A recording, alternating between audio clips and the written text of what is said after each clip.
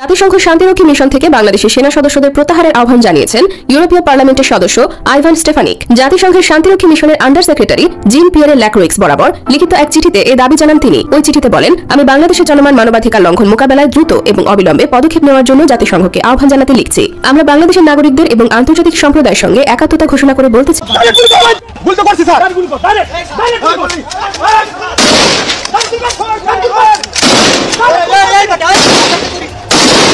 এই 9 জন মানুষকে হত্যা করে ইউনূস সরকার এবং তার সন্ত্রাসী বাহিনী কি পেল? গোপালগঞ্জ স্পষ্ট মেসেজ দিয়েছে, এবার থামা তোদের মব সন্ত্রাস।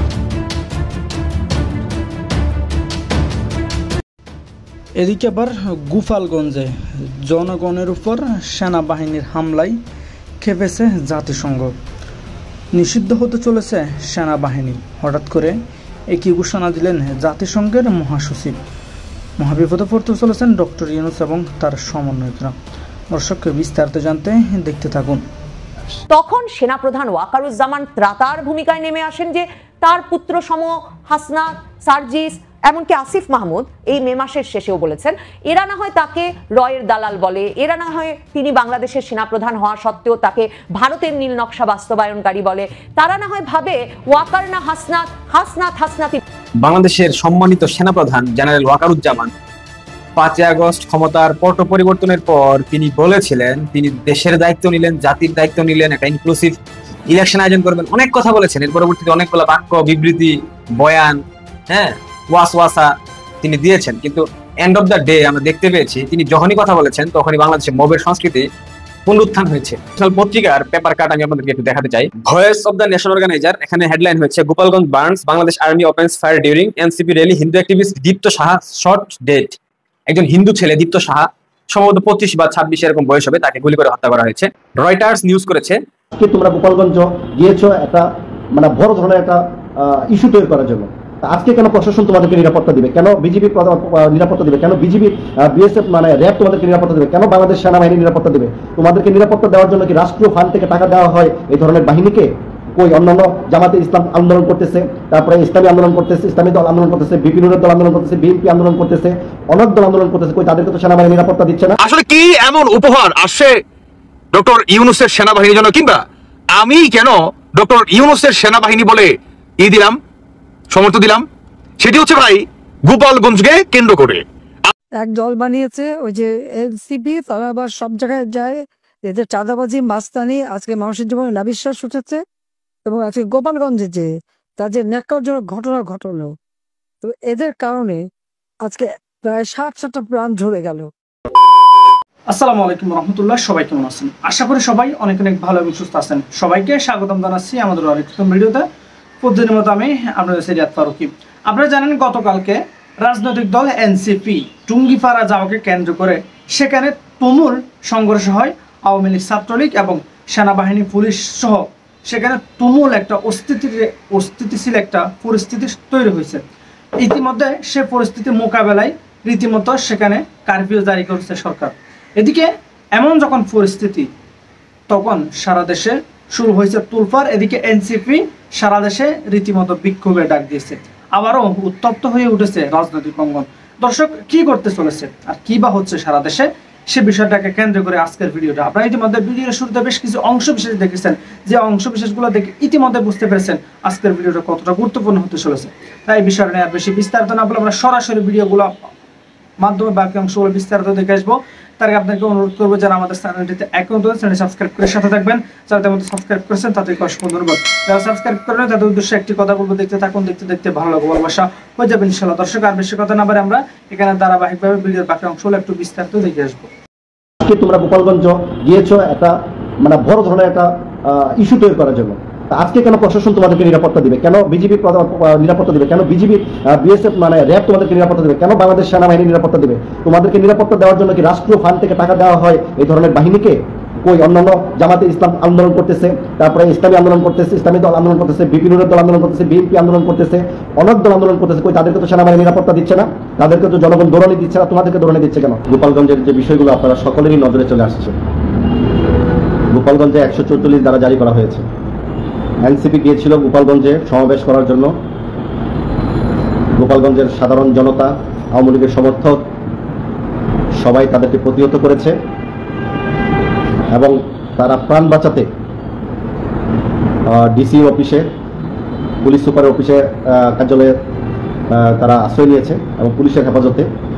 এর মধ্যে গোপালগঞ্জের বিদ্রোহী যারা এনসিপিকে পছন্দ করে না বা এনসিপির উপর আক্রমণ করেছে, তারা আপনার জেলা প্রশাসকের বাসভবনও আক্রমণ করেছে,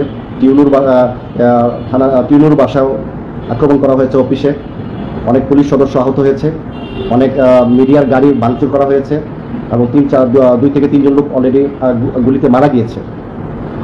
আমি একটি জিনিস, রাজনীতি করার অধিকার সকলেরই আছে। আওয়ামী লীগ অপরাধ করেছে, যে 17টা বছর আমরা আওয়ামী লীগের বিরুদ্ধে প্রতিবাদ করেছি। আওয়ামী লীগের বিরুদ্ধে প্রতিবাদ করতে গিয়ে আমরা বিদেশে জেল খেটেছি। একমাত্র বিদেশে আওয়ামী লীগের বিরুদ্ধে প্রতিবাদ করা ব্যক্তির মধ্যে একমাত্র আমি সেই ব্যক্তিকে, বিদেশের মাটিতে আমাকে জেল খাটানো হয়েছে।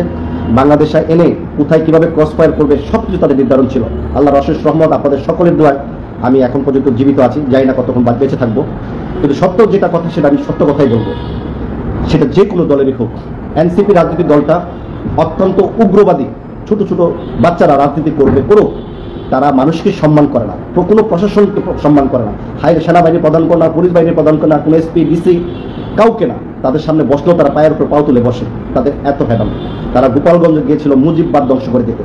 আর গোপালগঞ্জে কি সাধারণ মানুষ বাস করে না? আওয়ামী লীগের লোক কি সবাই অপরাধী ছিল? আওয়ামী লীগ দলকে বাতিল করা হয়েছে, আওয়ামী লীগের নেতাকর্মী যারা খুন, গুম, দর্শন, দুর্নীতি, লুটপাট করেছে, তাদের বিচারে বাংলার মাটিতে আমরা দেখতে চেয়েছি। সাধারণ জনগণ আজকে আওয়ামী লীগ করবে, কালকে বিএনপি করবে, কালকে জামাত করবে, কালকে অন্যান্য দল করবে। এটাই জনগণের প্রত্যাশা, এটাই মানুষের, প্রত্যেকটা দল এটার উপর নির্ভর করে যে আমরা জনগণের উপর প্রত্যাশী, জনগণ আমাদেরকে ভোট দিবে। একটা জেলার উপর তারা এই ধরনের কার্যক্রম করতে গেছে, এখন যে পালিয়ে আসলো, এটা কতটুকু সম্মানের হলো? এবং সার্জিস আলম পোস্ট করেছে সারা বাংলাদেশের মানুষ যেন গোপালগঞ্জে চলে আসে। আমি ছোট ভাইকে বলবো, এটা শেখ হাসিনার পতনের ডাক না, এটা তোমরা গিয়েছো রাজনৈতিক স্বার্থ উদ্ধারে। এখানে জনগণ তোমাদেরকে সাপোর্ট দিবে না, কারণ তখন তোমরা বৈষম্যের শিকার ছিল, ছাত্র ছিল, তোমাদের পাশে সারা দুনিয়ার মানুষ ছিল। এখন তোমাদের একটা স্বার্থ হয়েছে, তোমরা রাজনৈতিক করবা, রাজনৈতিক করে তোমরা রাষ্ট্র ক্ষমতায় আসবা, একজন এমপি মন্ত্রী হবা, এটা তোমাদের চিন্তা ভাবনা মানুষের মনে চলে আসছে। সেই বিষয়গুলো জনগণ তোমাদেরকে কতটুকু চায়, জনগণের কাছে তোমাদের কতটুকু গ্রহণযোগ্যতা আছে, সেগুলো কিন্তু ভাবতে হবে। আমি একটি কথা বলতে চাই, বাংলাদেশের রাজনীতি যখন তোমরা ছাত্র সমন্বয়ক ছিল, তখন তোমাদেরকে প্রশাসন সবকিছু তোমাদেরকে ইজ্জত দিত, দাম দিত, মূল্যায়ন করতো, সাপোর্ট দিত এবং তোমাদেরকে নিরাপত্তা দিত। আজকে তোমরা গোপালগঞ্জ গিয়েছো একটা বড় ধরনের একটা ইস্যু তৈরি করার জন্য। তা আজকে কেন প্রশাসন তোমাদেরকে নিরাপত্তা দিবে? কেন বিজেপি নিরাপত্তা দিবে? কেন বিজেপি, বিএসএফ র্যাব তোমাদেরকে নিরাপত্তা দেবে? কেন বাংলাদেশ সেনাবাহিনী নিরাপত্তা দেবে? তোমাদেরকে নিরাপত্তা দেওয়ার জন্য কি রাষ্ট্রীয় ফান্ড থেকে টাকা দেওয়া হয় এই ধরনের বাহিনীকে? কই অন্যান্য জামাতে ইসলাম আন্দোলন করতেছে, তারপরে ইসলামী আন্দোলন করতেছে, ইসলামী দল আন্দোলন করতেছে, বিপিনুরের দল আন্দোলন করতেছে, বিএনপি আন্দোলন করতেছে, অনেক দল আন্দোলন করতেছে, কই তাদেরকে তো সেনাবাহিনী নিরাপত্তা দিচ্ছে না, তাদেরকে তো জনগণ দৌড়ানি দিচ্ছে না, তোমাদেরকে দৌড়ানি দিচ্ছে কেন? তোমাদেরকে নিরাপত্তা দেওয়ার জন্য কি আমাদের বাংলাদেশের বাহিনী কি প্রস্তুত? এই রাষ্ট্রের অর্থ ব্যয় হচ্ছে, গোলাগুলি করা হচ্ছে, রাষ্ট্রের সম্পদ নষ্ট হচ্ছে, এগুলি টাকা কি তোমরা দিবা? তোমরা এখন রাজনৈতিক দল করতেছো, এখন তোমাদের যোগ্যতায় তোমরা কিভাবে জনগণের সামনে যাইবা, জনগণের সামনে কিভাবে যাই ভোট চাইবা, কিভাবে তোমাদের দলের প্রচার প্রচারণা করবে, তোমাদের নিজ দায়িত্বে করতে হবে। তোমরা এখন তোমরা ছাত্র সমন্বয়ক না, তোমাদের জন্য স্পেশাল গার্ড থাকতে হবে। এটা হলো আমার রাষ্ট্রের, আমার নাগরিক অধিকার। সেই হিসাব থেকে আমি কথাগুলো বলছি। যারা আমার লাইভটা দেখছেন অবশ্যই শেয়ার করবেন এবং মন্তব্য করবেন। এখন তারা রাজনৈতিক দল হিসাবে তারা কি বাংলাদেশের সমস্ত রাজনৈতিক বাহিনীকে তাদের নিরাপত্তা দিতে হবে? তাহলে আওয়ামী লীগ যেখানে ইলেকশন করতো, আওয়ামী লীগ নেতাকর্মীরা যেখানে যেত, সেখানে বাংলাদেশের রাষ্ট্রীয় প্রটোকল নিয়ে বিভিন্ন জায়গায় যেত। কারণ আওয়ামী লীগকে মানুষ পছন্দ করতো না, আওয়ামী লীগের নিরাপত্তা দরকার ছিল। তাহলে তোমাদেরও সেই নিরাপত্তা দরকার। তাহলে আওয়ামী লীগ আর তোমাদের মধ্যে পার্থক্য কি? তোমাদের যদি জনপ্রিয়তা থাকে, তোমাদের যদি জোড়ায়ের চেতনা থাকে, জনগণ যদি তোমাদেরকে চায় যে না তোমরা ছাত্ররাই শুধু বাংলাদেশ স্বাধীন করে শেখ হাসিনাকে তাড়িয়েছো, বাংলাদেশের সবকিছু তোমাদেরই অবদার, 24 জুলাইয়ের যত কার্যক্রম তোমরাই সব করেছো, বাকি মানুষ কিছুই করে নাই, তাহলে তোমরা জনগণকে কেন ডাকছো ইয়েতে আসার জন্য? কেন প্রশাসনের নিরাপত্তা নিচ্ছ? আবার কি বললাম যে পুলিশ এবং আর্মি যদি তাদেরকে নিরাপত্তা দিতে ব্যর্থ হয়, তারা যুদ্ধ ঘোষণা করবে। এটা কি রাষ্ট্রদ্রোহী কথা না? এটা কি রাষ্ট্রদ্রোহীর এটা ইঙ্গিত দেওয়া হলো না? তারা কিভাবে যুদ্ধ করবে? তাদের কাছে অস্ত্রগুলো আবার তাহলে অবশ্যই আছে। তাহলে তো আসিফ মাহমুদের যে এয়ারপোর্টে যে ম্যাগজিনের অস্ত্র এবং অ্যামুনিশন পাওয়া গেছে, তার মানে তাদের কাছে অস্ত্র আছে, তাদের প্রত্যেকের কাছে অস্ত্র আছে। তাহলে তারা যুদ্ধ ঘোষণা কি দিয়ে করবে? কয়জন লোক দিয়ে তারা যুদ্ধ ঘোষণা করবে? আপনারা বলেন। গোপালগঞ্জে যারা বাস করে তারাও বাংলাদেশের নাগরিক, তারাও এক একটা দল করতে পারে। আওয়ামী লীগের সন্ত্রাস যদি ওখানে থাকে, সাজাপ্রাপ্ত মানুষ যদি গোপালগঞ্জে লুকিয়ে থাকে, খুনি দর্শনকারী যদি লুকিয়ে থাকে, তাদেরকে খুঁজে বের করো রাষ্ট্র প্রশাসন। আমাদের কোনো আবদার নাই, কারণ প্রত্যেকটা মানুষ আইনের আওতায় থাকতে হবে, আইনের ঊর্ধ্বে কেউ না, অপরাধী যেই হোক না কেন। কিন্তু তোমাদের নিরাপত্তার জন্য আমার দেশের বাহিনী কাজ করবে, সেটা আমরা কখনোই মানবো না। তাহলে বাহিনী প্রত্যেকটা ছোট দল, বড় দল, যত দল আছে, সমাবেশ ডাকলে, কোনো আনন্দ মিছিল বের করলে সকলকে প্রটোকল দিতে হবে। প্রত্যেকটা মানুষের নৈতিক অধিকার, কারণ এটাই গণতন্ত্র, এটাই বাংলাদেশের নাগরিক অধিকার। তোমরা বাংলাদেশের স্পেশাল কোনো নাগরিক না। আমরা 17 বছর আওয়ামী লীগের বিরুদ্ধে যুদ্ধ করছি, প্রবাস থেকে 1.5 কোটি প্রবাসীরা আওয়ামী লীগের বিরুদ্ধে যুদ্ধ ঘোষণা করছে, রেমিটেন্স বন্ধ করে দিয়েছিল এবং তারা সবকিছু শটডাউন করে দিয়েছে। বাংলাদেশে টাকা পাঠাবে না, শেখ হাসিনাকে অর্থনৈতিকভাবে মারতে চেয়েছিল। আর বাংলাদেশের সাধারণ জনগণ, সমস্ত রাজনৈতিক দল এই আপনার 24 আন্দোলনে শরিক হয়েছিল। যাত্রাবাড়িতে 60-65 জন লোক মারা গিয়েছিল। এখানে উপর থেকে মানুষ বলেছে, সাক্ষী দিয়েছে, এখানে সর্বদলের লোকেরা সাপোর্ট দিয়েছে। সারা বাংলাদেশে কি কোটি কোটি ছাত্র ছিল? ছাত্র কি সব কোটি কোটি ছাত্র ছিল? তাহলে সেই এতগুলো লোক কোথা থেকে আসলে বুঝতে হবে। তোমাদের মনের ভিতরে লোভ লালসা এসে গেছে, তোমরা আগামীতে রাষ্ট্র ক্ষমতায় যাও, কিন্তু জনগণের সাপোর্ট নিয়ে যেতে হবে। জনগণের বাড়ি বাড়ি যাও। যদি তোমরা জনগণের বাড়িতে বাড়িতে যাওয়ার জন্য যদি তোমাদেরকে কেউ প্রটোকল না দেয় বা তোমাদের নিরাপত্তা বিঘ্নিত হয়, তখন তোমরা প্রশাসনের সাহায্য চাও যে আমরা আমাদের দেশের ভালোর জন্য আমরা জনগণের পাশে দাঁড়াতে চাই, জনগণের জন্য আমাদের জুলাইয়ের যে বিপ্লব হয়েছে সেই কথাগুলো আমরা শোনাতে চাই। তাহলে তোমরা জনগণের কাছে যাও। তখন যদি জনগণ তোমাদেরকে আক্রমণ করে, তাহলে ওই এলাকার জনগণ বা ওই এলাকার প্রতিনিধি বা রাজনৈতিক দল আছে তারা জবাব দিতে করতে হবে। কারণ তোমরা সাধারণ জনগণের কাছে ভোট চাইবা, তোমরা সাপোর্ট চাইবা, এটা নৈতিক অধিকার তোমাদের। কিন্তু তোমরা তো আগেই তোমরা ওইখানে গেছো, মানে ওইরকম ভাবে আক্রমণাত্মক ভাব নিয়ে গেছো যে ওইখানে আমরা গোপালগঞ্জ যাচ্ছি, যদি ফিরি মুজিববাদকে পতন বা মুজিববাদকে কবর দিয়ে আসবো। এটা তো অতিরিক্ত। এই 9 জন মানুষকে হত্যা করে ইউনূস সরকার এবং তার সন্ত্রাসী বাহিনী কি পেল?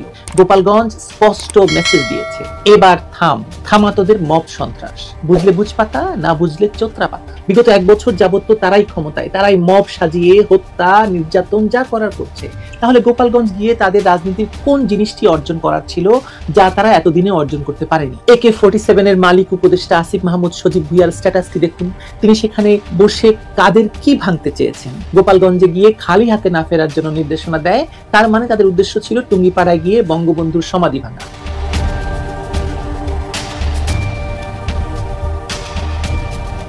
কি বুঝলেন গোপালগঞ্জ কাণ্ড থেকে? জানি আপনারা এবং অনেকেই নিজের চোখকে বিশ্বাস করতে পারছেন না। অনেকেই 9টি লাশ নিয়ে ভাবছেন, অনেকে আবার চোখের সামনে এনসিপি, নাপা বা ডক্টর ইউনূসের বেরিয়ে দেওয়া সন্ত্রাসীদের সেনাবাহিনীর সাজোয়া যানের ভেতর ঢুকে পালানোর দৃশ্য নিয়ে ভাবছেন। আর একদল ভাবছেন এরপর কি। আশা করি সবার ভাবনার কথাই বোঝার চেষ্টা করব আজকে। সবার আগে আমাদের ভাবা উচিত গোপালগঞ্জে এই ঘটনা হতে দিল কেন ডক্টর ইউনূস সরকার? এই 9 জন মানুষকে হত্যা করে ইউনূস সরকার এবং তার সন্ত্রাসী বাহিনী কি পেল? যখনই সারা দেশের পদযাত্রা মার্চ টু গোপালগঞ্জ হয়ে গেল এবং গোপালগঞ্জের টুঙ্গিপাড়ায় শায়িত বঙ্গবন্ধু শেখ মুজিবের সমাধি ভাঙার ডাক উঠল, তখনই উচিত ছিল সরকারের সেখানে 144 ধারা জারি করে সভা সমাবেশ নিষিদ্ধ করা। তাই তো উচিত ছিল না? জিয়া, এরশাদ, বেগম জিয়া, শেখ হাসিনা সকল আমলে আমরা সেটাই দেখেছি। এ যাবৎ বিবদমান দুপক্ষের ভেতর হানাহানি থামাতে পুলিশের পক্ষ থেকে দুপক্ষকে ডেকে চা খাইয়ে 144 ধারা জারির খবরটি জানিয়ে বিদায় করা হয় এবং সকল পক্ষই তখন জানমালের নিরাপত্তার কথা ভেবেই হোক বা রাজনৈতিক উদ্দেশ্য হাসিল করার জন্যই হোক, নিরাপত্তার কথা ভেবে সেটা মেনে নেয়। যদি না এক দফার দাবিতে সরকার পতনের কোনো আন্দোলন হয়, যেমনটি জুলাই সন্ত্রাস চলাকালে এই সন্ত্রাসীরা করেছিল। কিন্তু এখন তো সে অবস্থা নেই। বিগত 1 বছর যাবত তো তারাই ক্ষমতায়, তারাই মব সাজিয়ে হত্যা নির্যাতন যা করার করছে। তাহলে গোপালগঞ্জ গিয়ে তাদের রাজনীতির কোন জিনিসটি অর্জন করার ছিল যা তারা এতদিনে অর্জন করতে পারেনি? ধানমন্ডি 32 ভাঙার মতো কাজ যারা করে, তারা গোপালগঞ্জে গিয়ে জাতির পিতার সমাধি ভাঙবে না, সেটা বিশ্বাস করার কি কোনো কারণ থাকতে পারে? আপনি বিশ্বাস করেছিলেন, আমি বিশ্বাস করিনি। এখনো বাংলাদেশে আওয়ামী লীগের নেতাকর্মীরা যারা জীবিত আছে, তাদের শরীরে রাজনৈতিক জীবন যদি থেকে থাকে, তারা কি সেটা মেনে নেবে? তারাও বলেছে যে টুঙ্গিপাড়ায় গেলে পরিস্থিতি নিয়ন্ত্রণের বাইরে চলে যাবে।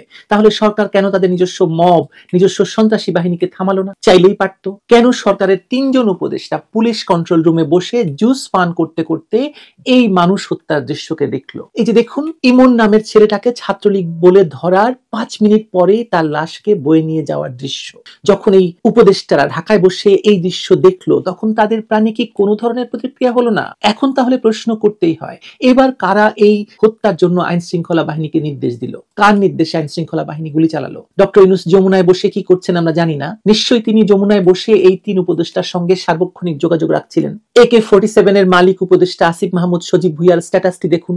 তিনি সেখানে বসে কাদের কি ভাঙতে চেয়েছেন? পুলিশকেও, মানে পুলিশ এবং সেনাবাহিনীকেও নিশ্চয়ই তিনি এই নির্দেশ দিয়েছিলেন, দেননি? শান্তিতে নোবেল বিজয়ী ইউনূস সরকার গোপালগঞ্জে এই 9 জন নিহতের দায় এবং দায়িত্ব নেবে এবং নিতেই হবে। আজ হোক, কাল হোক, হুকুমের আসামি তো আপনাদেরকে হতেই হবে। শেখ হাসিনাকে হুকুমের আসামি করার জন্য আপনারা দিনরাত কল রেকর্ড খুঁজে বেড়াচ্ছেন। আজকের ঘটনার জন্য তো প্রমাণ খোঁজার দরকার হবে না।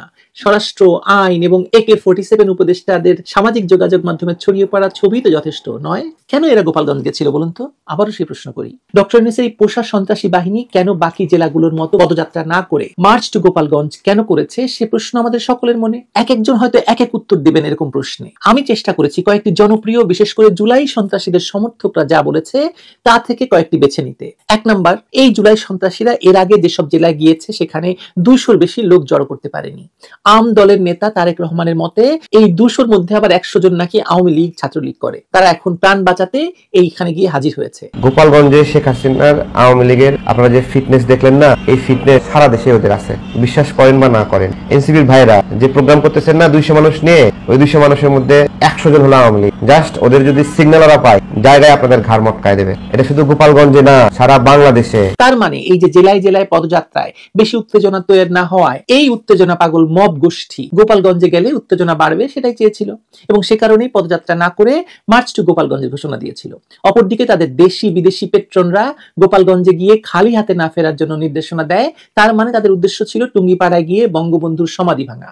আর সে কারণেই হাসনাত, সার্জিসের মতো গুন্ডারা বলেছে তারা গোপালগঞ্জে গিয়ে মুজিববাদকে কবর না দিয়ে ফিরবে না। এখন আপনারা বলুন ভাই, কার রাজনীতির কবর খোঁড়া শুরু হলো গোপালগঞ্জ থেকে? তখন সেনাপ্রধান ওয়াকারুজ্জামান ত্রাতার ভূমিকায় নেমে আসেন যে তার পুত্র সম হাসনাত, সার্জিস, এমনকি আসিফ মাহমুদ এই মে মাসের শেষেও বলেছেন এরা না হয় তাকে রয়ের দালাল বলে, এরা না হয় তিনি বাংলাদেশের সেনাপ্রধান হওয়া সত্ত্বেও তাকে ভারতের নীল নকশা বাস্তবায়নকারী বলে, তারা না হয় ভাবে ওয়াকার না হাসনাত, হাসনাতই বেশি যোগ্য, কিন্তু তিনি বাবা হয়ে তো তাদেরকে রক্ষা না করে পারেন না। কাজেই সেনাবাহিনী গুলি ছোড়ে হাসনাত আব্দুল্লাহ, সার্জিস আলম, নাহিদ ইসলামদেরকে ঢাকা শহরে নিরাপদে ফিরিয়ে আনার জন্য বাংলাদেশের বীর তরুণ নেতাদের একজন হাসনাত আব্দুল্লাহ সেই মার্চ মাসেই সেনাপ্রধানকে ভারতের নীল নকশা বাস্তবায়নকারী বলে অভিহিত করে রাজপথে ওয়াকার না হাসনাত স্লোগান তোলার পর গোপালগঞ্জ থেকে সেনা প্রহরায় সেনাবাহিনীর সাজোয়া যানের ভেতরে ঘাড় গুজে ঢুকে কোনো মতের জায়গা করে নিয়ে দলীয় নেতাকর্মী সহ ঢাকার পথে পালিয়ে এসেছেন। সেই ভিডিও এখন প্রকাশ পেয়ে গেছে। শুধু হাসনাত আব্দুল্লাহ নয়, মানে জাতীয় নাগরিক পার্টি এনসিপির নেতৃবৃন্দ তো বরাবরই বলে আসছেন যে উত্তরপাড়া ভারতের নীল নকশা বাস্তবায়ন করে এবং বাংলাদেশে নাকি খাল কেটে কুমির আনার ব্যবস্থা করছে ভারতের নীল নকশা বাস্তবায়ন করতে, এবং ওয়াকারুজ্জামানকে সরাসরি তারা ভারতের দালাল হিসেবে অভিহিত করে। সেই ওয়াকারুজ্জামান আর তার বাহিনী শেষ পর্যন্ত দুর্দান্ত সার্ভিস দিয়েছে গোপালগঞ্জে হাসনাত আব্দুল্লাহ সহ জাতীয় নাগরিক পার্টির নেতৃবৃন্দকে। ওয়াকারুজ্জামান আর সেনাবাহিনীর এমন সার্ভিস না পেলে শেষ পর্যন্ত সার্জিস আলমেরা জানটা নিয়ে, প্রাণটা নিয়ে, ইজ্জতটা নিয়ে গোপালগঞ্জ থেকে বেরিয়ে আসতে পারতেন কিনা সন্দেহ। কারণ তাদের ভীষণ বড় অভিযোগ হচ্ছে এই সেনাবাহিনী, পুলিশ তাদের বলেছিল সব রেডি আছে। নাসির উদ্দিন পাটোয়ারি সংবাদ মাধ্যমকে কথা বলেছেন যে তারা পুলিশ সেনাবাহিনীর তরফে জেনেছিল সব রেডি আছে, কিন্তু তারা শহরে গিয়ে দেখে সমাবেশ করার পর তাদের এমন ধাওয়া খেতে হলো যে ধাওয়া শুরু হওয়া মাত্র পুলিশ পালিয়ে গেল। এখন দেখা যাচ্ছে সংবাদ মাধ্যমের সামনে রাগে কাঁপতে কাঁপতে এনসিপির নেতাকর্মীরা বলছেন যে পুলিশ বাহিনী ভেঙে দিতে হবে, এরা দোসর, এরা ইচ্ছা করে পালিয়ে গেছে, এরা আমাদের রক্ষা করতে পারেনি।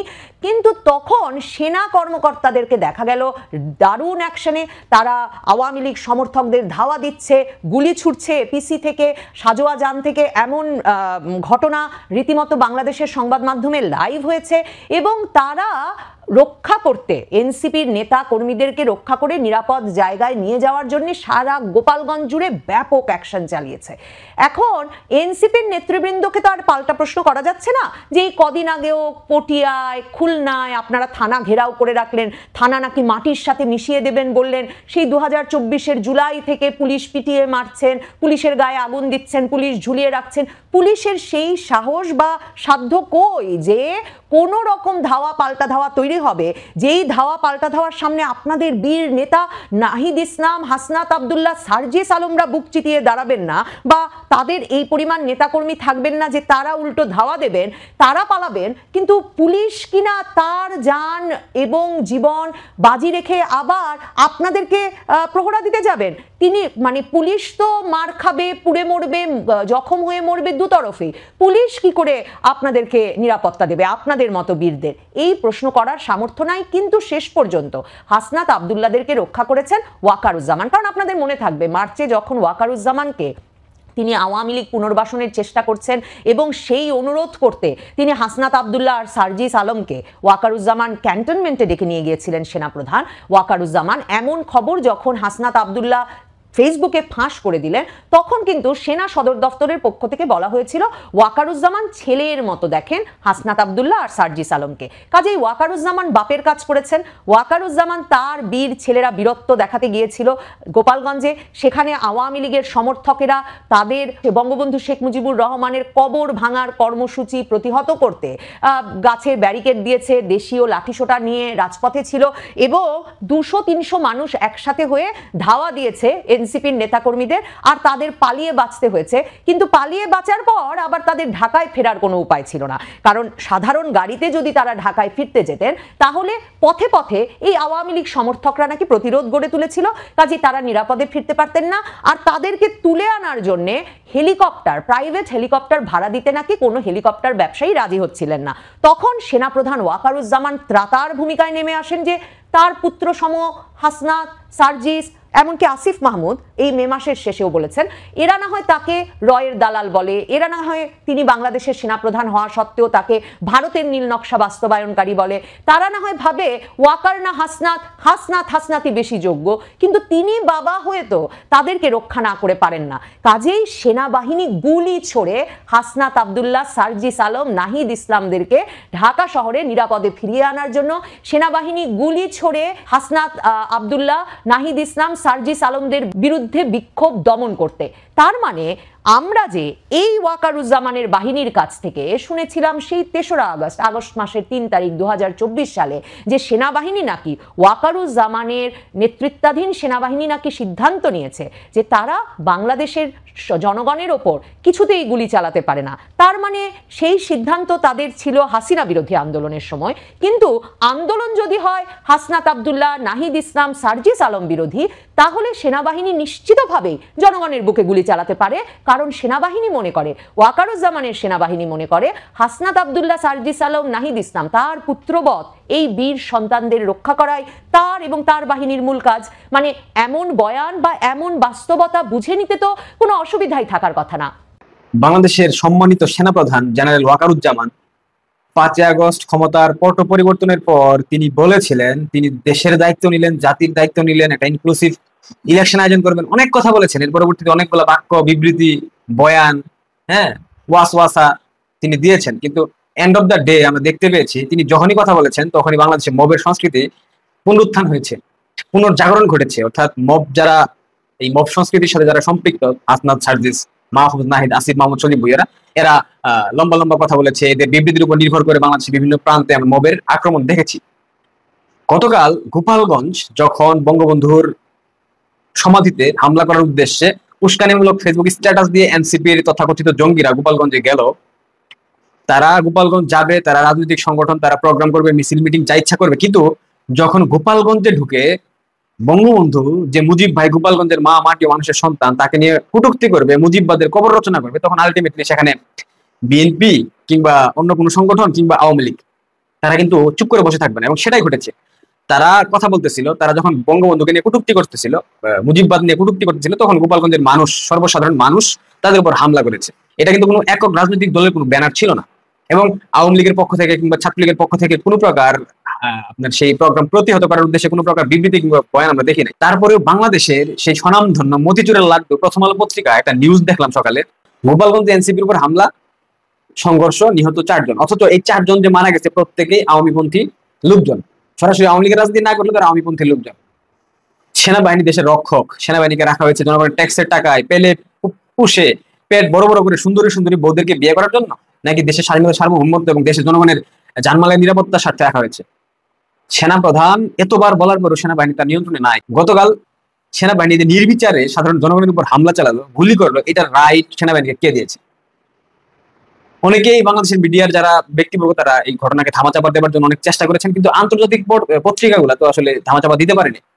আন্তর্জাতিক পত্রিকাতে স্পষ্ট একদম স্বর্ণাক্ষরে লিখিত হয়েছে সেনাবাহিনীর এই অপরাজনীতি গতকাল সেনাবাহিনী যেটা করেছে, বাংলাদেশের ইতিহাসে স্বাধীনতা পরবর্তী সময়ে এরকম জঘন্য কর্মকাণ্ড সেনাবাহিনী কখনো করার ধৃষ্টতা দেখায়নি, কিন্তু সেনাবাহিনী গতকাল করে দেখিয়েছে। কয়েকটা ইন্টারন্যাশনাল পত্রিকার পেপার কাট আমি আপনাদেরকে একটু দেখাতে চাই। Voice of the nation organiser, এখানে হেডলাইন হচ্ছে Gopalganj burns, Bangladesh army opens fire during NCP rally, Hindu activist Dipta Saha shot dead. একজন হিন্দু ছেলে দীপ্ত সাহা, সম্ভবত 25 বা 26 এরকম বয়স হবে, তাকে গুলি করে হত্যা করা হয়েছে। রয়টার্স নিউজ করেছে violence erupts at Bangladesh youth rally, media report 4 killed. The Star Times news করেছে at least 4 killed at violence erupt at Bangladesh youth rally. The Tribune news করেছে Bangladesh at least 4 killed as Awami League workers clash with police army in Dhaka. ET Prime news করেছে Bangladesh plugins into crisis as Islamist attack Awami League in Mujib birthplace. AP news করেছে Bangladeshi forces clash with supporters of ousted leader Sheikh Hasina leaving at least 4 dead. এই হচ্ছে গতকালকে international পত্রিকাগুলোর headline front পেজে। মাননীয় সেনাপ্রধান ওয়াকারুজ্জামান, আপনার উদ্দেশ্যে 2-4টা কথা বলতে হয়। আপনি যে কথাগুলো বলেছিলেন বাংলাদেশে এই করবেন এটা ছিঁড়ে ফেলবেন, ওইটা ছিঁড়ে ফেলবেন, কিন্তু আলটিমেটলি আপনি কিছু করতে পারেননি। আপনি আপাতমস্তক ব্যর্থ একজন সেনাপ্রধান। আপনি বাংলাদেশের সাধারণ মানুষের জানমালের সুরক্ষা নিশ্চিত করতে ব্যর্থ হয়েছেন। গতকাল গোপালগঞ্জে যে ঘটনা ঘটেছে এটা কোনোভাবেই স্বাভাবিক কোনো ঘটনা নয়। আপনারা জানেন গোপালগঞ্জে একাধিক নেতাকর্মী ছিল বিএনপির সেই বঙ্গবন্ধুর সমাধি রক্ষার্থে, কারণ সেখানে সবাই মুজিব লীগ হয়ে গিয়েছিল। সেখানে কেউ আওয়ামী লীগ ছিল না, কেউ বিএনপি ছিল না, সেখানে সবাই মুজিব লীগ হয়ে গিয়েছিল। কিন্তু নির্লজ্জ বিএনপি গত 2 দিন আগে যেই এনসিপি নেতাকর্মীরা তাদের নেতা তারেক রহমানকে 1, 2, 3, 4 দেশমার, টিনের চালা কাউয়া তারেক রহমান দেশ, এগুলো বলার পরেও নির্লজ্জ বিএনপির নির্লজ্জ চখারা জাগারের ছেলে মির্জা ফখরুল ইসলাম আলমগীর একটা বিবৃতি দিয়েছে এনসিপির পক্ষে।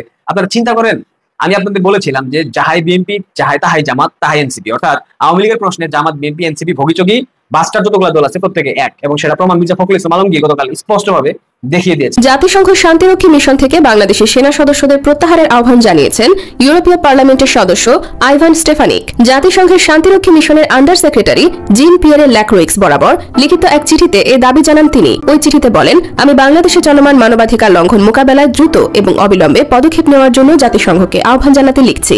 আমরা বাংলাদেশের নাগরিকদের এবং আন্তর্জাতিক সম্প্রদায়ের সঙ্গে একাত্মতা ঘোষণা করে বলতে চাই, বাংলাদেশে ক্রমাগত মানবাধিকার লঙ্ঘন, নির্বিচারে আটক, নির্যাতন, জোরপূর্বক গুম এবং বিচার বহির্ভূত হত্যাকাণ্ড সহ জঘন্য অপরাধ সংঘটিত হচ্ছে।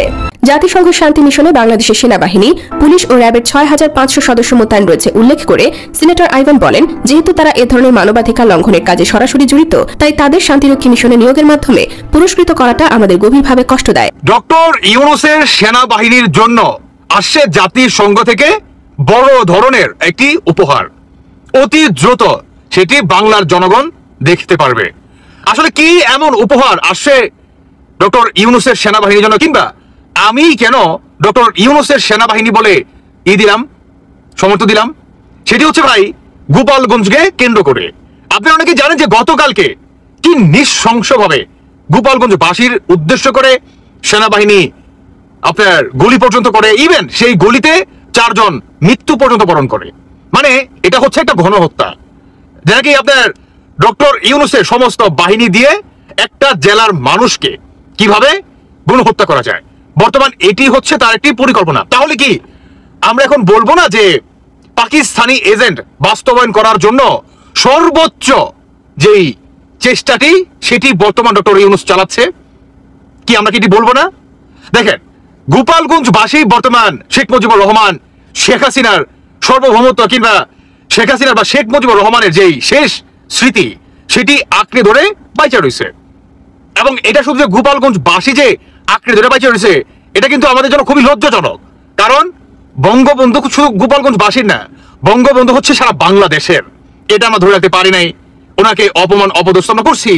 ইভেন তার সাথে সাথে কয়েকদিন আগে মিটফুরের সেই গণহত্যাকে কেন্দ্র করে শহীদ জিয়া পর্যন্ত অপমানিত হয়েছে, জুতার বাড়ি দিছে, জুতার মালা পড়ছে পোস্টারের উপর। যাই হোক, এখন এই সেনাবাহিনী মুখ থেকে এই ধরনের গালাগালি, এগুলো আসলে কতটুকু গ্রহণযোগ্য বলেন তো?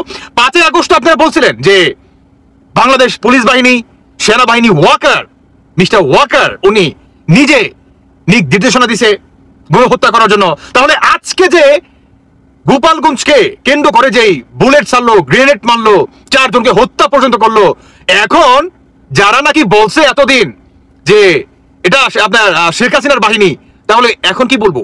ইউনূসের বাহিনী বলবো না? তাহলে কি আমি যদি বলি যে ইউনূসের বাহিনীর জন্য জাতিসংঘ থেকে উপহার আসে, তাহলে কি এটা ভুল হবে? এখন আসুন, জাতিসংঘ থেকে কি এমন উপহার আসতে যাচ্ছে? আপনারা অনেকে জানেন যে জাতিসংঘ থেকে শান্তি রক্ষা মিশনে আমাদের বাংলাদেশ সেনাবাহিনীর দুর্দান্ত একটা পারফরমেন্স আছে এবং চরম একটা সুনাম আছে আমাদের বাংলাদেশের, এবং সেখানেই বড় একটি ধাক্কা খেতে যাচ্ছে বাংলাদেশ সেনাবাহিনী। কারণ সেনাবাহিনী হচ্ছে কোন সরকারের না, সেনাবাহিনী হচ্ছে রাষ্ট্রের।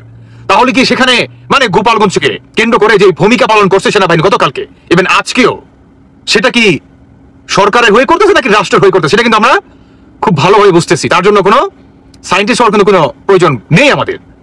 তো এই সেনাবাহিনীকে আপনার জাতিসংঘ থেকে কিন্তু স্পষ্ট বার্তা কিন্তু অনেক দফায় কিন্তু দিছে যে আপনারা ভূমিকা রাখবেন বাংলাদেশ জনগণের উদ্দেশ্য হয়ে। আপনাদের ভূমিকা যাতে কোনো সরকারের ভূমিকা না হয়, আপনাদের ভূমিকা থাকবে বাংলাদেশের সার্বভৌমত্ব রক্ষা করার জন্য, বাংলাদেশের সাধারণ জনগণের জান মালের নিরাপত্তা দেওয়ার জন্য। তাহলে এটা কি বর্তমান সেনাবাহিনী ঘটাইতে পারতেছে? যদি ঘটাইতে পারতো তাহলে মিটফোরে তো সেখানটা হতোই না, হত্যাকাণ্ড হতোই না। হ্যাঁ, মিটফোরে হত্যা করে আপনার র্যাব বাহিনী অ্যারেস্ট করছে, সাথে সাথে কি অ্যারেস্ট করছে? সেই পাথরকে অ্যারেস্ট করছে। আপনারা দেখতে পারতেছেন এক দল বানিয়েছে ওই যে এনসিপি, তারা আবার সব জায়গায় যায়, এদের চাঁদাবাজি মাস্তানি আজকে মানুষের জীবনে নাবিশ্বাস উঠেছে। এবং আজকে গোপালগঞ্জে যে তাদের ন্যাক্কারজনক ঘটনা ঘটলো, তো এদের কারণে আজকে প্রায় 60-70 প্রাণ ঝরে গেল এবং আরো যারা আহত তাদের অবস্থা খুব আশঙ্কাজনক। ধারণা করা হচ্ছে যে 15 জনের মতো বোধহয় মৃত্যুবরণ করবে।